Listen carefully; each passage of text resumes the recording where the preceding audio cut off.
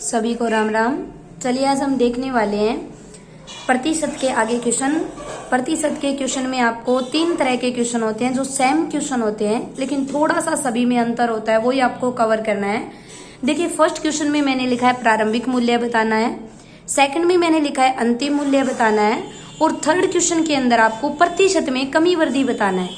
तो चलिए देखते हैं क्वेश्चन कैसे लिखा होगा। वो बोलेगा एक चीनी के मूल्य में 20% की अगर कमी कर दी जाए तो व्यक्ति 200 रुपए में 2 केजी चीनी अधिक खरीद पाता है।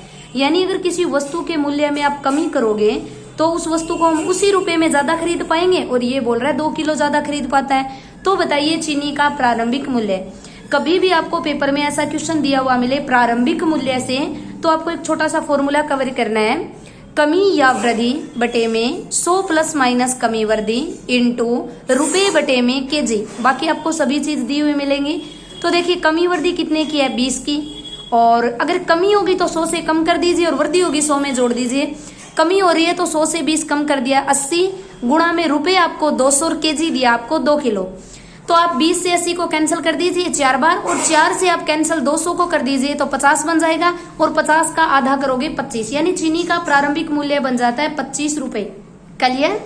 अब चलिए सेकंड क्वेश्चन में बोला है चीनी के मूल्य में 10% की वृद्धि कर दी जाए तो एक व्यक्ति 220 रुपए में 5 किलो चीनी कम खरीद पाता है। क्योंकि किसी वस्तु के मूल्य में जो वृद्धि होती है तो हमें वो वस्तु कम खरीदनी होगी। अब बताइए चीनी का अंतिम मूल्य। तो देखिए फॉर्मूला सेम रहता है, थोड़ा सा अंतर है। अंतिम मूल्य जब भी पूछा जाए तो फॉर्मूला बनेगा कमी या वृद्धि बटे में 100 गुणा रुपए बटे में केजी। रुपए दिया मिलेगा, केजी आपको दिया मिलेगा, कमी वृद्धि आपको परसेंट में दी है तो 10 का 10 लिख दीजिए, वृद्धि है तो 100 में जोड़ दीजिए 110 इंटू 220 बटे में 5। आप 0 से 0 कैंसिल कर दीजिए, 11 से 22 को कैंसिल करें तो 20 बन गया, और 20 को 5 से किया 4 बन गया। क्लियर। थर्ड क्वेश्चन के अंदर वही चीनी का मूल्य है, वही आपको वृद्धि करवा रहा है, लेकिन ना तो प्रारंभिक मूल्य पूछेगा और ना अंतिम। इसमें आपसे पूछा जाता है कि अगर किसी वस्तु के मूल्य में वृद्धि हो जाए तो गृहिणी खपत में कितने की कमी करेगी।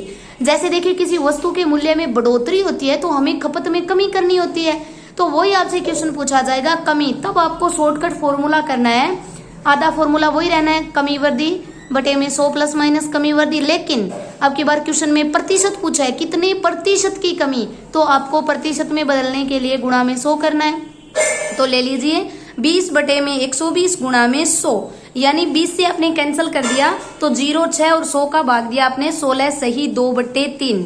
तो ये था आपका क्वेश्चन। एक ही तरह के 3 तरह के क्वेश्चन पूछे जाते हैं, सेम क्वेश्चन होता है, बस थोड़ा थोड़ा अंतर होता है। अगर आपको क्लास अच्छी लगे सब्सक्राइब करना, और पीछे के क्वेश्चन देखना कि पीछे के हमने क्वेश्चन किए हैं, थोड़ा थोड़ा अंतर होता है क्वेश्चन में, वो कौन सा अंतर है।